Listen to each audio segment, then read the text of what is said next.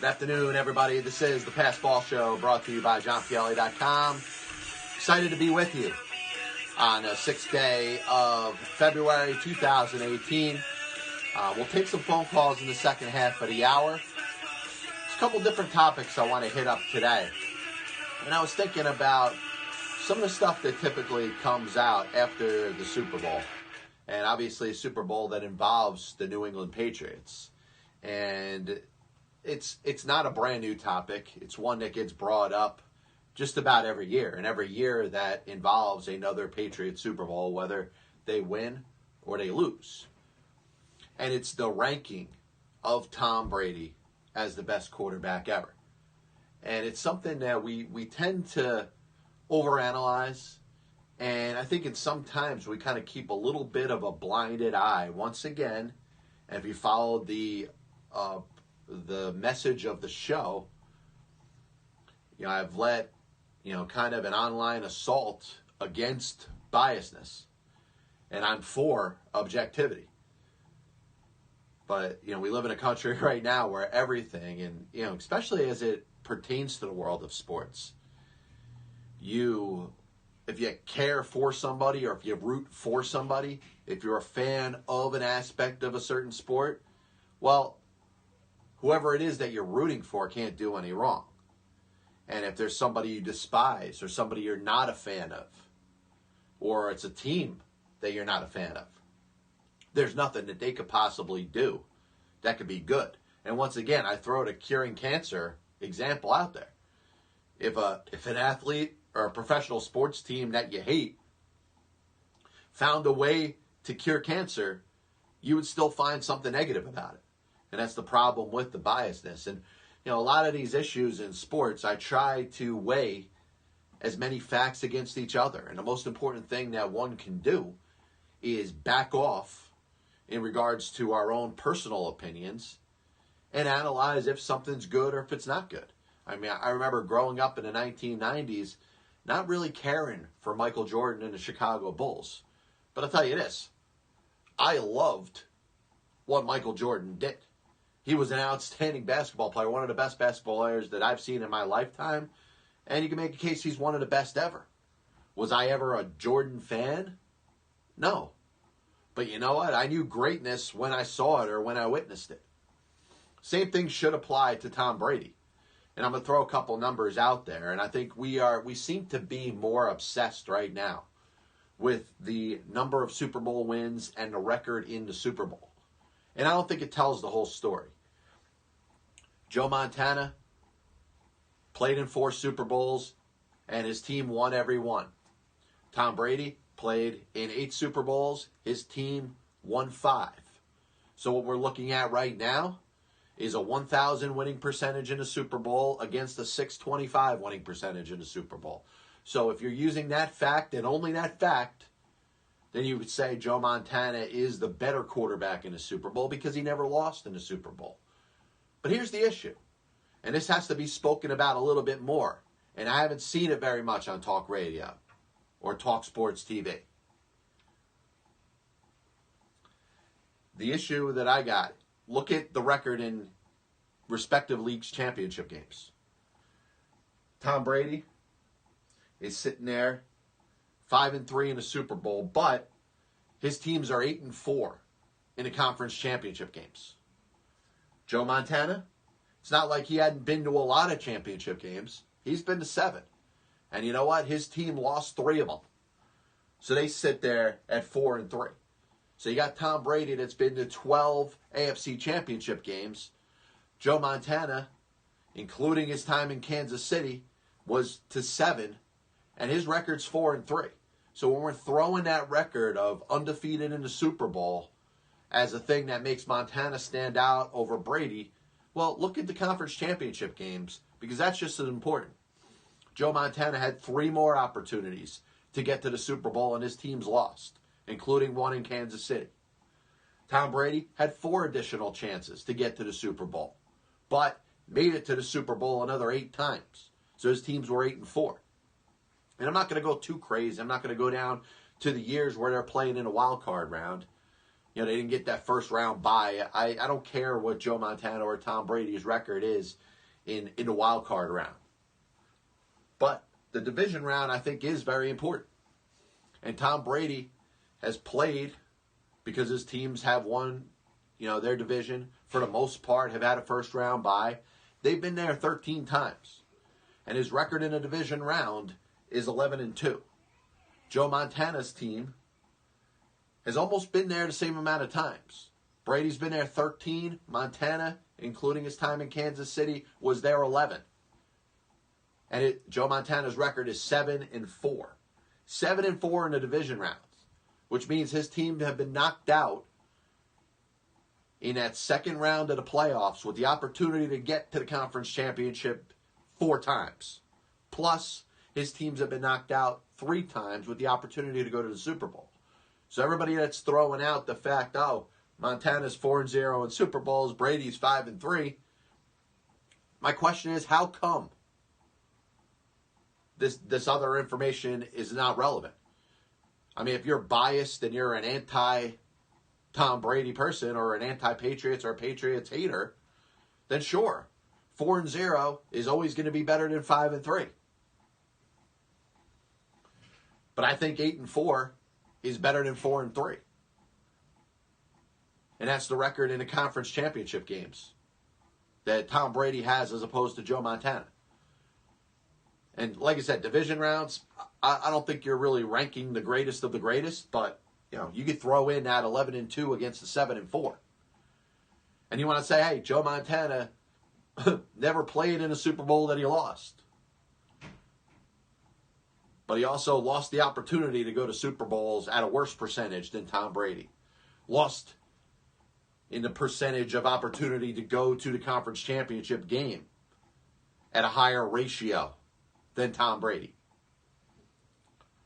And I understand, those 49er fans that look at those 4 Super Bowls and say, hey, what is better than winning 4 Super Bowls? Winning 4 Super Bowls and not losing. Going there 4 straight times and never losing is something that's outstanding. And obviously, if it wasn't until the most recent Super Bowl when Jim Harbaugh was the was the coach, and, Colin Kaepernick was the quarterback, 49ers would be undefeated in Super Bowl play. But also something has to be brought to the attention as far as importance of getting there. If you get there 8 times, it's not like the other seasons that Joe Montana quarterbacked the San Francisco 49ers. He wasn't a quarterback 4 years and they made the Super Bowl every year. Yes, there were a year or 2, and the same applies to Brady and the Patriots, that the respective teams didn't make the playoffs. But there's also years that you went and didn't go very far. I mean, not getting past the divisional round 4 times in one's Hall of Fame career may not keep you from being a Hall of Famer. But I tell you, it's some propaganda that doesn't get thrown out. It's almost like it's hidden in the files in a box and stored away for years upon years. How come nobody talks about Joe Montana's 7-4 record in divisional round play? How come nobody brings up the 4-3 record that Joe Montana had in conference championship games? How come it's all about he made it to 4 Super Bowls and never lost? As if a Super Bowl loss is worse than a conference championship win. It's okay to lose if it's the conference championship game because people forget about it the next season and the focus is on whoever it is that's in the Super Bowl. So listen, I understand there's a lot of hate against Tom Brady, and once again, I have no dog in the fight. I neither am a fan of him or not a fan of him. And that's the way that I have to report. That's the way that I have to personify myself. Unbiased. But when you say a 5-3 record in the Super Bowl is not as good as a 4-0 record in the Super Bowl, it's time to look a little bit deeper than that. That's what we're failing to do right now. 8-4 in conference championship games is a better winning percentage than going 4-3. And 8-4 record is what Brady had, and a 4-3 record was what Joe Montana had. So when we're throwing that other information out there, which you're hearing time after time after time, and people just ranting about how great Joe Montana is, and listen, he's one of the best. There's no doubt about it. He's an absolute NFL great. One of the best quarterbacks that the game has ever seen. But his talk about him being better than Brady, I think it's pretty hard to do when you talk about what Brady's done and the fact that he has done it over a longer period of time. The fact that he has spent an exorbitant amount of years with the same team, which I'm not going to blame on Joe Montana. I'm not saying that's Joe Montana's fault. That was a decision the San Francisco 49ers organization made. And they groomed Steve Young. And you know what? Pretty similar to what happened with Jimmy Garoppolo getting traded. The 49ers could have decided to trade Steve Young and go with Joe Montana for a couple more seasons. With Kansas City in those couple years, Montana got the Chiefs to the AFC Championship game. But they lost. And that was his third loss in 7 games. And I might sound a little bit repetitive, but I'm trying to counteract the propaganda that I'm seeing out there that is all based on record in Super Bowl. 5-3 record, yes, that's a 625 winning percentage. 4-0 record, I know, was a 1,000 winning percentage. But what about the other opportunities that you had to get there? Now, I know the goal isn't to get to the Super Bowl, it's to win it. And there's nobody that goes to play in the game that's just happy to be there. And I said multiple times, it's a fact. The amount of attention that's drawn to the Super Bowl loser, they're very easily forgotten.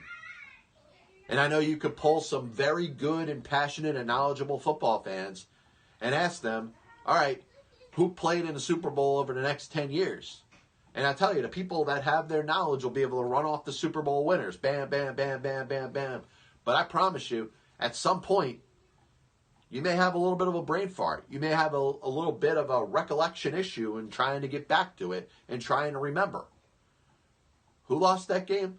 Who did, was it the Bears? Was it Seattle? Was it Carolina? A lot of times the team goes to the Super Bowl, doesn't have a big-time performance, and they get forgotten about pretty easily. So there is something to getting there continuously. Brady deserves that credit. Joe Montana deserves the credit for being a great quarterback that he is. But I tell you, the information that I'm looking at, and I'm not just looking at Super Bowl record, I'm looking at the whole picture. And the whole picture is telling me that Tom Brady's been more successful. The AFC or the NFC championship games, those are games that, yes, they're not exactly as important as the Super Bowl, but I tell you, it's the game's biggest stage. And if you go there and you lose more than you win, well, you know what? You talk about other quarterbacks that have the opportunity to play in the Super Bowl. 4-3 is Joe Montana's record in conference championship games. Yes, he's undefeated in the Super Bowl, but also had 3 other opportunities to get there and it didn't. While Tom Brady has won twice as many conference championship games than he's lost. So you want to go back to the days of Bart Starr. You want to throw Montana in there. You want to talk about Terry Bradshaw, a bunch of other quarterbacks that performed at a high stage. Listen, the debate is out there. And if you are a Joe Montana fan, or if you want to make a case that Joe Montana is the best postseason quarterback ever, listen, you can throw a couple lines, but I've yet to see a pro Joe Montana analyst explain to me the 4-3 record in conference championship games. Sure, you think Montana was the best because he never lost in a Super Bowl. Well, he had 3 other opportunities to get there, lost all 3.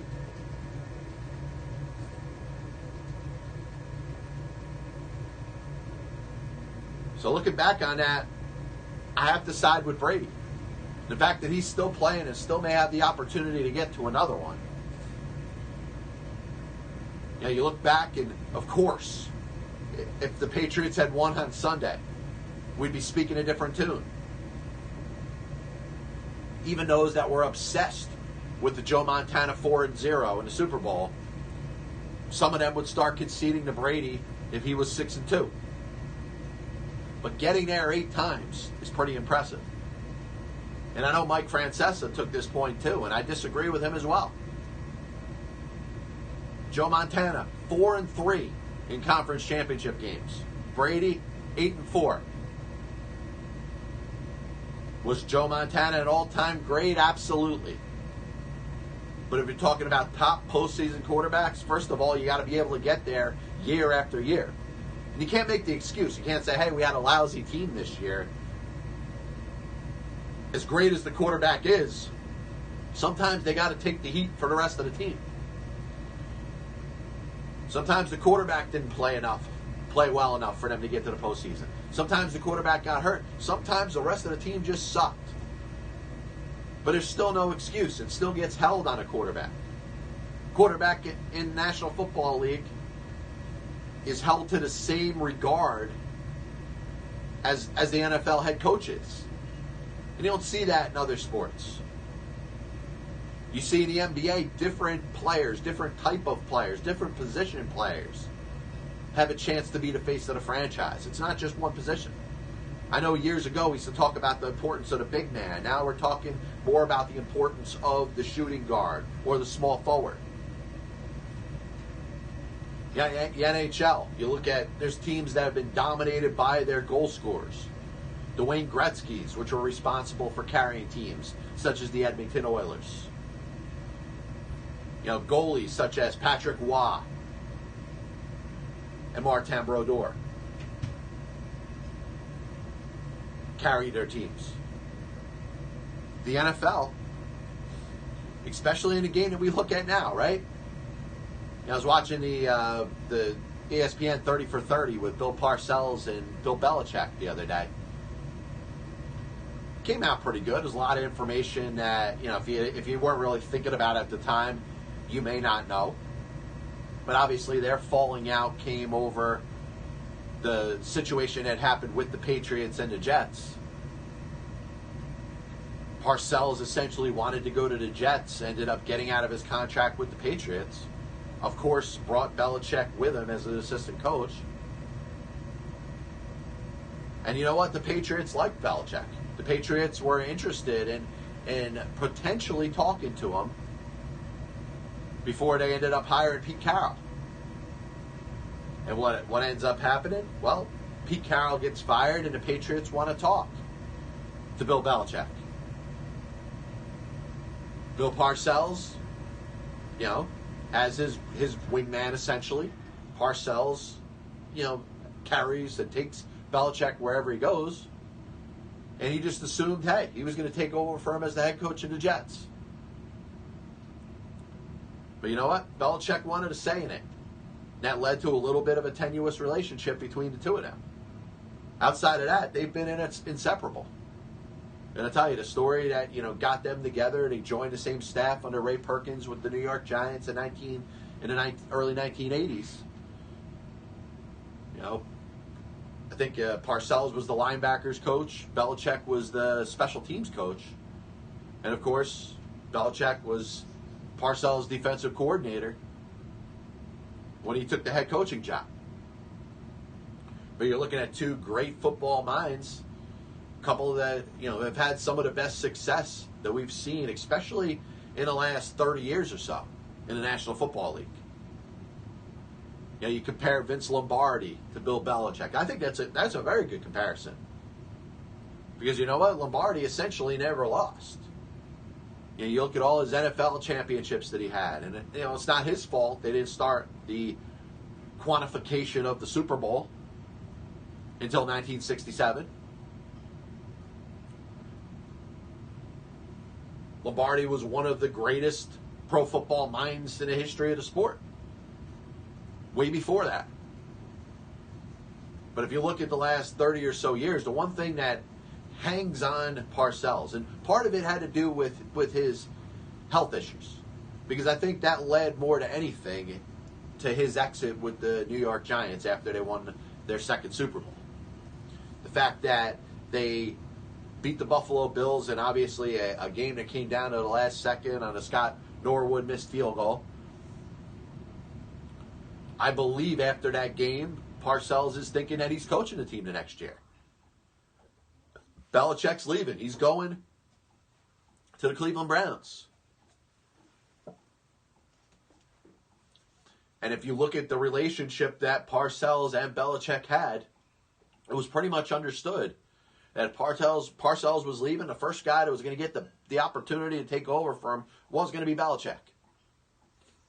So the first time it had to do with his health. He decides he wants to come back, takes the job with the Patriots. Of course, at that time, Belichick is still coaching in Cleveland. Brings him back as a defensive coordinator after Belichick is fired. And then the tricky situation. And I'll tell you, it's the first part of this that I blame on Parcells. Parcells shows over the course of his coaching history. And he's sitting there at age 76 right now, so odds are he's probably not going to be a head coach in the National Football League again. But I don't know if it's from his own perspective that he kind of just got tired, kind of just didn't want to do it anymore after a certain period of time. But he leaves the Giants. Like I said, I'll give him a mulligan for that. Takes the job with the Patriots. Decides he wants to go to the Jets. Gets out of his deal to join the Jets. And then leaves the Jets, arguably because he doesn't want to lose Belichick to the Patriots, who ends up going there anyway. And Belichick this whole time is like, hey, listen, I've paid my dues. I had an opportunity in Cleveland. Things didn't go very well. But I want an opportunity to be the head coach. And you throw in the background of what's going on with the ownership situation of the New York Jets. Leon Hess dies. Woody Johnson is in the mix. He ends up buying the team. Possibilities that Jim Dolan's going to get involved. It's a shaky situation, but also an uncertain situation. Belichick has the relationship with Kraft when he was there with Parcells earlier. All he's asking for is a chance to interview.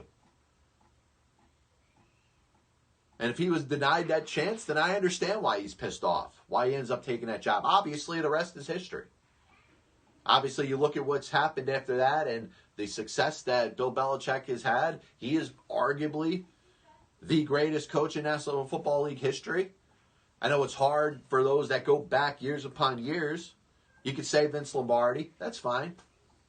But it's really hard to put anybody else in the same mix.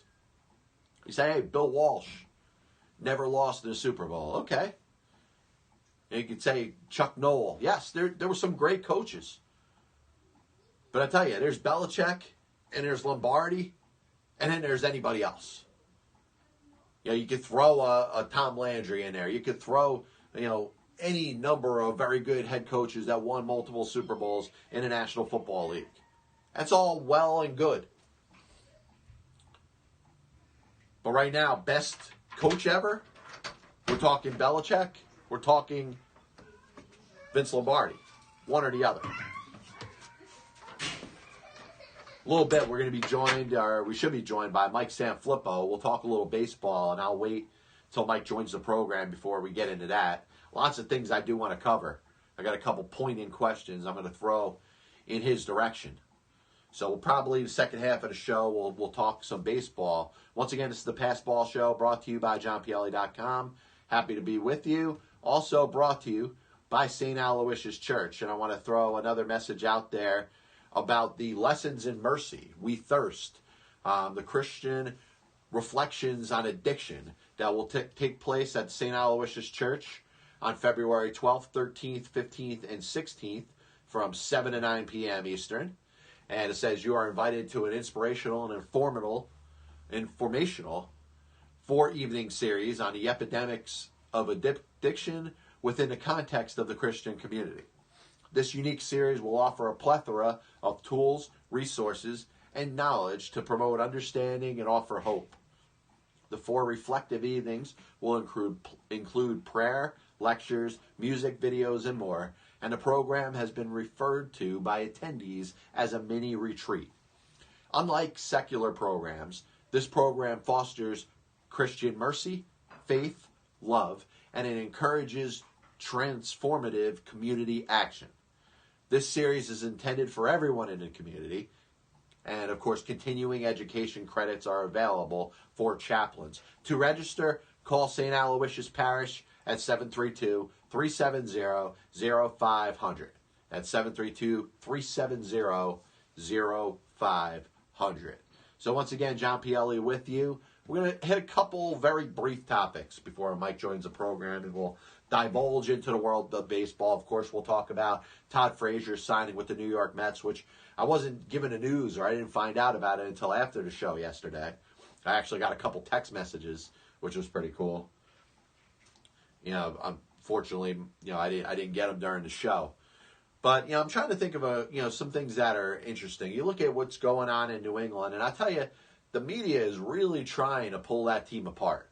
And it's their job, and we tend to make a lesser deal about it because we say, well, if they break up, it's more of a big deal, or it's more of something to talk about. Remember, like, you look at the gossip pages or Entertainment Tonight or any one of those shows that can't wait to get into the gossip and slander when it comes to Hollywood couples. Or you talk about a marriage that existed for a while and all of a sudden that marriage is breaking itself up. And, the natural reaction of most people that are viewing or watching it is, wow, you know what? I feel bad for them, but the deep part inside, they're kind of happy. Because most people tend to enjoy the failures of others, especially when somebody has a name to them. When somebody is famous and they're out there and their name is thrown around a lot, and you bring the thought of them out there, and everybody knows who they are because of what movie they were in or what song they sang or what they're known and famous for. The jealousy is going to exist. It's going to be thrown at, certain people in the spotlight. So when they have an issue, whether it's relationship oriented or something, maybe they make a mistake and there's attention drawn to them in a negative way, it's natural for the human that's watching, the viewer, the listener, the reader, to, within their own selves, kind of feel good about it. And I never, talked about that as being any sort of constructive way to think. But you have to acknowledge that thought process exists. And I'm not saying, hey, go to social media and talk about how happy you are to see a celebrity couple get a divorce. But I'm talking about that natural thought that goes in your mind.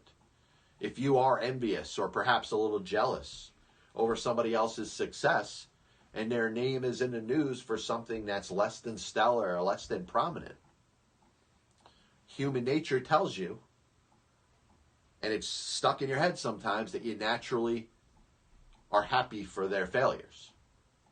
Same thing is going on in regards to the New England Patriots. The media is going to keep beating at this situation with Belichick and Kraft and Tom Brady and Malcolm Butler. And the Malcolm Butler situation is going to grow on for a little bit of a long time. But right now, we are happy to be joined by my co-host on 1450 AM WCTC in Somerset, New Jersey. A man that knows a ton about sports, and that's Mike Sanfilippo. Mike, what's going on? Thanks for joining the program. Well, you're only too kind in your description of me there, John. Well, you know I love you, man. So all I could possibly do is throw out positive words. When it comes to the world of sports, listen, we'll have our own little debates. But, welcome to the show. Thanks for coming on. First thing I did want to ask you, your thoughts right off the bat on the Mets signing of Todd Frazier yesterday. It's a good deal. Number one, it really does show, before we get to the deal itself, the fact that it's a 2-year deal really does show that the Mets, while not saying publicly that they are now starting to finally come to terms that David Wright, his baseball career, at least in the National League, is over. So that really, there's a lot of money that they're going to be collecting on insurance, but that's an aside. It really does show that the Mets have figured by giving Frazier 2 years, that's where that stands. Now, as far as the deal itself, I like the deal because Sandy, along with the other 29, at least for the most part, general managers continue to play chicken with the players, and Sandy seems to have taken the most advantage of it. Yes. Throughout Major League Baseball.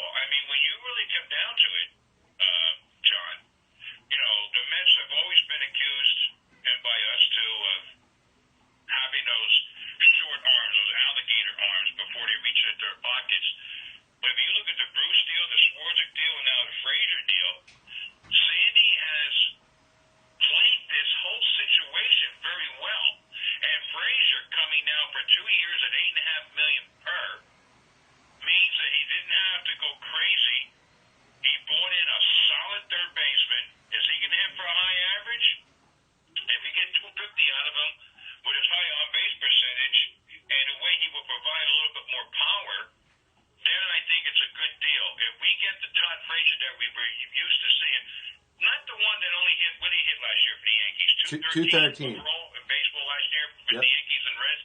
But still, I think he's better than that. And I think the clubhouse presence, couple that with the clubhouse presence that everybody loved about Jay Bruce, I think this was a good deal. Could the Mets have gone a little bit better with, let's say, with Moustakas or somebody like that? Maybe make the trade for Harrison? But I think it's a good deal. John, it solidifies. You now really have a very good fielding left side of your infield and puts Cabrera at second base, where I think he's better than third base. We don't know he's normally a shortstop. But and now Gonzalez, who may be a step slower, but I think it's still, as the season starts, I think he's going to be your starting first baseman.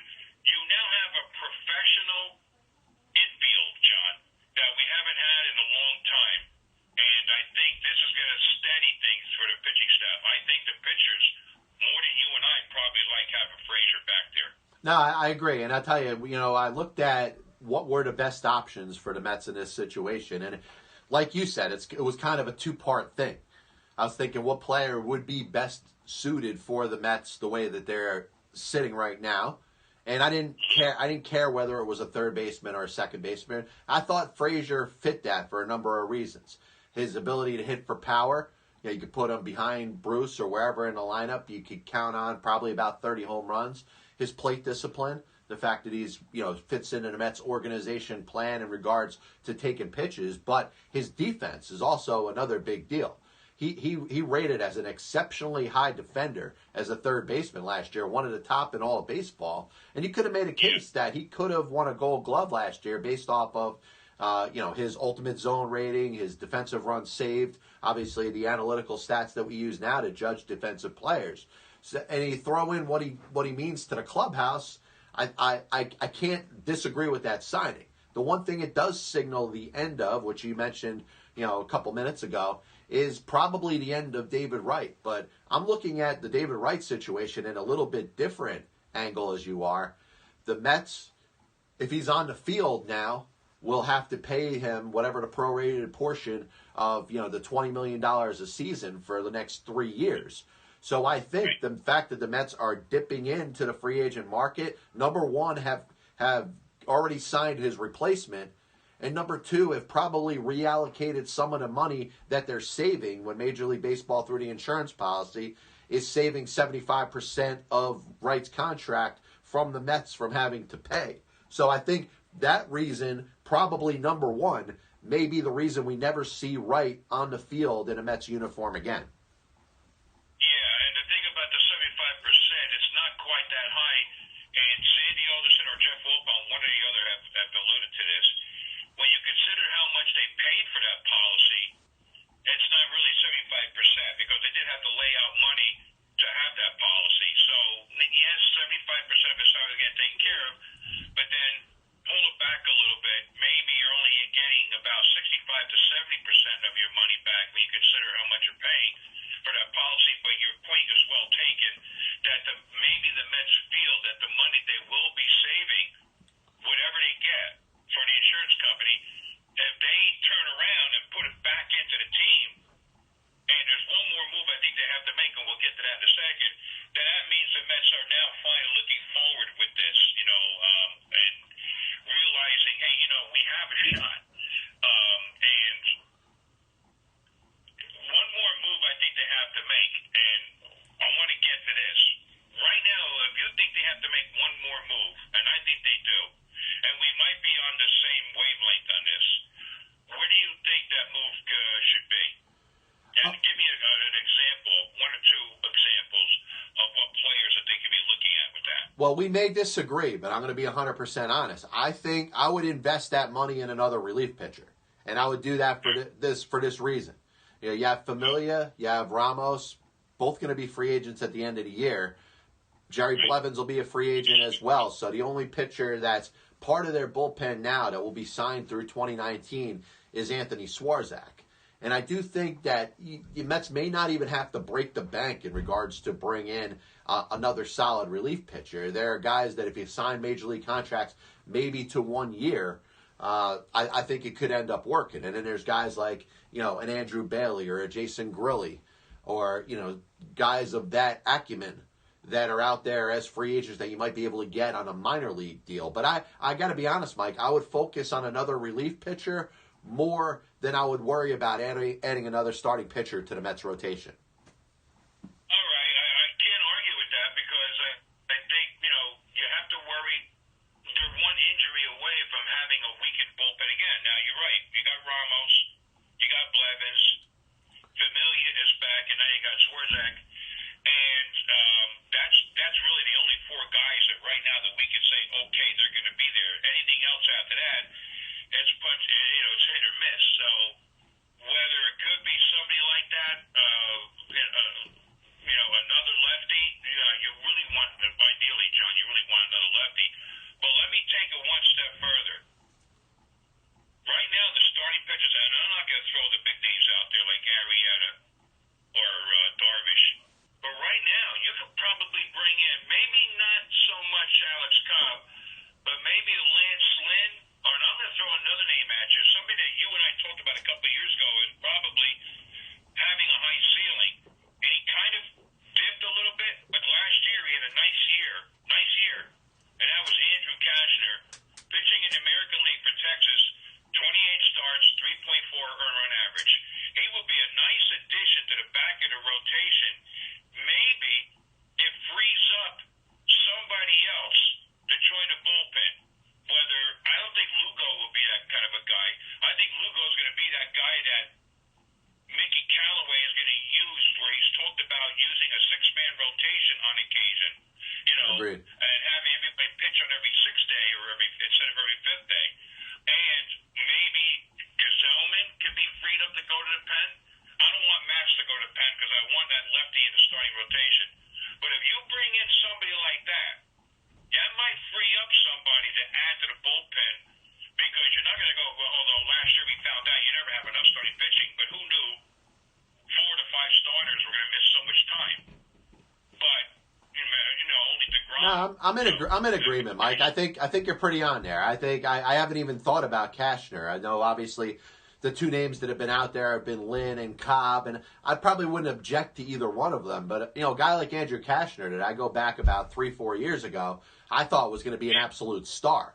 His ability to throw in the high 90s, the command that he has of 3 pitches, the fact that he always seems to have more strikeouts than innings pitched, is a guy that you can pretty much add to the mix. You got mad at me for drafting him ahead of you in one of our in the fantasy league, remember? Yep, yeah, no, he's a guy that I've always had my eye on, and I always think he's like a year away from becoming a star, and unfortunately, it just never happens. Either he gets hurt, or he struggles, or whatever. He ends up on a team that's not any good.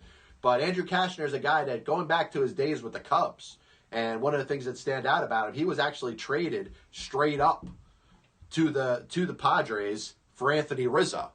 So it shows exactly the kind of value that he had, or how he was thought about as a pitching prospect, years ago. I mean, to be traded straight up for Anthony Rizzo, we all know what Rizzo has become with the Chicago Cubs, the icon, or one of the icons of that franchise. So, he obviously has some value. Listen, I wouldn't mind, especially, if you watch guys like, Arrieta and Darvish and Lynn and Cobb, probably get reduced contracts based off of what they're expecting or thinking to get. Listen, I mean, if you slide in there and you give Andrew Cashner a 2-year deal for about, somewhere between 10 and 15 million, that might be something that he takes at this point. Obviously, when the season or the end of the regular season, and the beginning of the free agent season started, we thought that salaries weren't going to go up. Obviously, it's gone down. Well, yeah, and the reason why it's gone down is because there's so many players out there, and I've never thought for a second this thing about the threat of a spring training, because that would be just a massive violation of collective bargaining agreement. The players would really be hurt by that. And there's all this bull that's out there. The players are enraged and everything else. Well, hey, the teams they're giving them offers. They're just not giving the offers that they want. I mean, all of this bull that's out there that they're not getting offers. I mean, come on. Well, anyway, Cashner, I kind of bought a salute over. I'm looking at the free agent pitchers that are still out there. He would come in for 1 year. You wouldn't even have to give him a second year, John, because right now he's in no position to demand a second year because of all the players that you just mentioned who are actually No, very, very true, man. I think you're spot on, Mike. So I think he would do a couple of years, and he would be your fourth or fifth starter. And that's, what happens if everybody else is healthy? Maybe lightning strikes the Mets, and all of a sudden they get that one good year when everybody does stay healthy. Wheeler, Matz, right up the ladder. Cashner is one hell of an insurance policy, and somebody has to miss a start or two for any little reason. And as you get into the dog days, I mean, like I said, he stayed healthy last year and made 28 starts. I looked at his numbers. I looked at the list. I went on to these guys' numbers. When you asked me 45 minutes ago or so to come on the show, I said, well, let me see what's out there. And I saw this and said, that's not a bad idea. And because he would come in way cheaper than either Lynn or Cobb. You're not bringing in Arrieta or Darvish, but Lynn and Cobb still making a little bit beyond the Mets' reach. So I think of all the guys who could come in on a one-year deal, I looked at him and said, boy, he had a pretty good year pitching in the American League last year, John. No, absolutely. And once again, we're joined by Mike Sanfilippo. One of the things that I wanted to kind of bridge the conversation towards the rest of baseball, because the amount of free agents that are out there, somewhere between 100 and 110, that still have not been signed, I think that there are other teams that are very poised to take advantage of the free agent market and the fact that they can upgrade their teams in a hurry. And I look at another team in the National League East, and I think that they have a very good opportunity to get even better.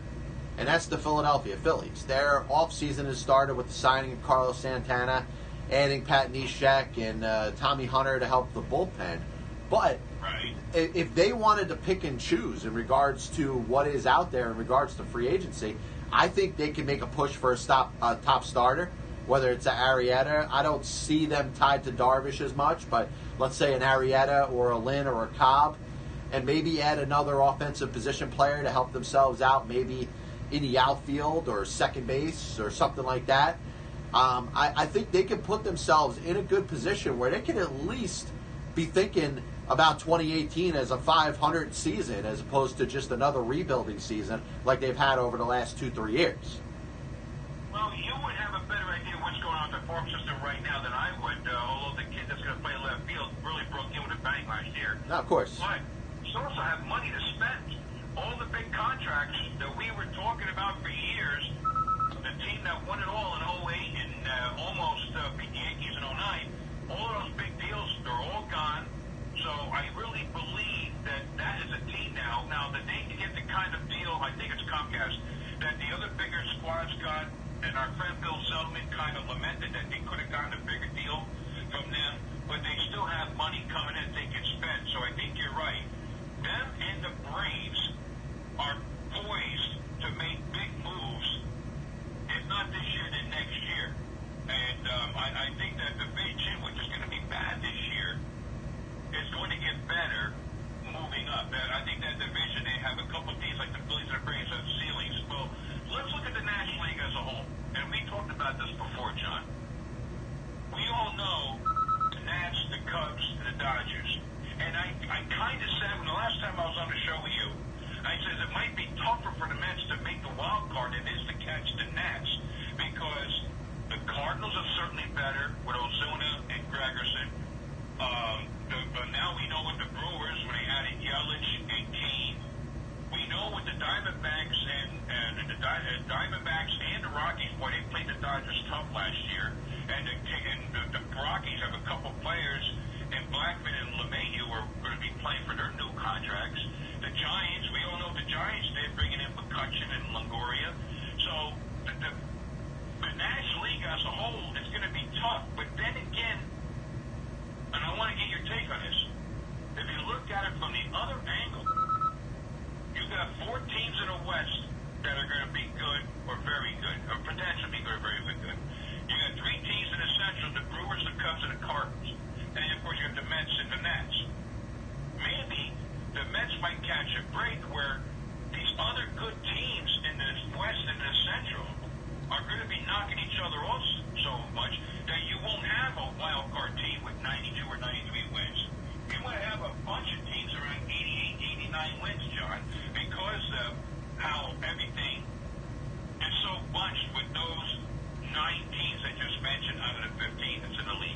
No, I think it's true. And once again, we're joined by Mike Sanfilippo.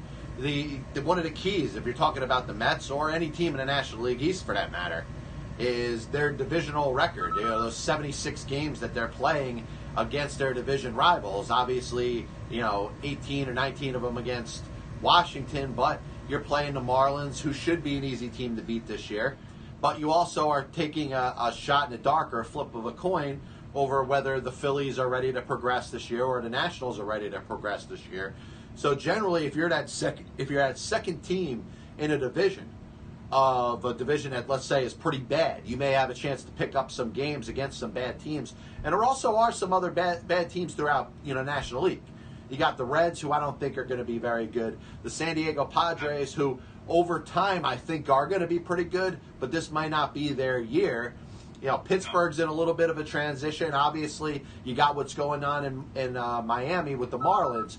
So I do think that there's enough of a possibility if a team like the Mets, or I'll throw the Rockies and Diamondbacks and Cardinals and the other prominent teams that should be competing for a wild card spot this year, if any one of them wants to stand out from the rest, they should start by beating the teams that they should beat. The teams that they are better than on the field and on paper, they should have a very good record against those teams, and that should be the difference in a team that stands up and becomes potentially one of the two wild cards in the National League this year.